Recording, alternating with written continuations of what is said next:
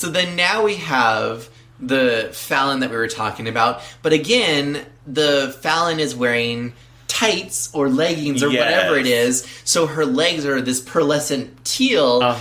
In the show, her legs are exposed. So again, they should all be skin colored. But she does have a different colored shoe on the toys at least. So at least that breaks it up. And it is screen accurate because it's a purple. Yes. She does have those cute little elf boots on. Which, in the toys, it's a little bit more like a little, I don't know, like a, what do I want to say? Like a slipper. Yes. Whereas in the show... They go up much farther on the show. Yes. Yeah, they go like right above the ankle. It's like a boot, whereas the other one is more like a slipper, I think. Yes, I agree. So that's that. But the wrap is kind of, it's screen accurate in the coloring. You know, it wraps around her. And even in the show, you see where the piece is supposed to go around her shoulders and then the breastplate goes over it. So technically, that is all screen accurate. Yeah.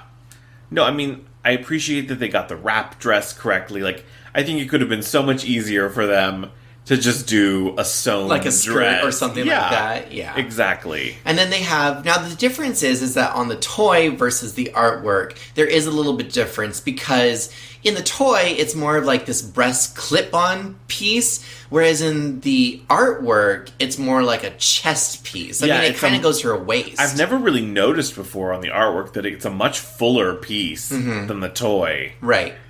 It's supposed to go all the way down, basically. And it goes down to her waist, essentially. But it's almost like a corset. You know, that's exactly what it is. Whereas in the toy, that's not what it is. But in the art, it also has straps that go over her shoulders. So again, it's much more of like a corset, kind of like a breastplate. I don't know if at any moment something goes south, she's ready to battle even at the party. That's a good Fallon. Right. But one thing that I do like about this is that the cape and the cape in the show, they're both this purple color.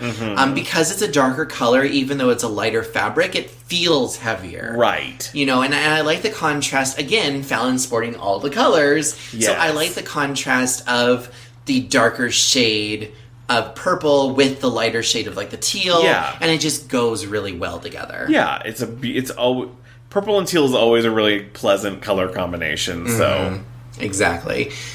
They have her pearls. Now, they are different colors in the show versus what's on the dolls, but at least, again, just like with Guinevere, they preserved a little choker necklace. This one has the necklace. And the cape has the kind of evil queen collar. The rough collar. Yeah, the one that goes up in the back. I didn't really notice that till right now, that they actually did preserve that. Yeah, I've always noticed it. Rough piece. It has like a little wire piece in it as well, in the neck. That preserves it. It has like the little collar. Yeah, that's awesome. And of course, one of the biggest difference I think between screen and toy is that in the toy, Fallon wears a glove that you can land the dragon Windy on. Right. But of course, in the show, it's just a singular armored like little bracer thing. Yeah. Now the thing is, again, painting wise, they could have painted Fallon's hand like skin colored. Yeah. And it could have just been an armband. Well, yeah. Because the magnet is up on like her forearm. Yes. So it didn't need to be the whole thing, but they kind of made it like a falcon's glove. Yeah, so you're right, it's like that medieval falconer's glove is what it is. But apparently she wears it to a party. Which is sort of funny at a party, I think, but yeah. By the magic of the Sunstone, you're tuned into the Jewel Riders Archive.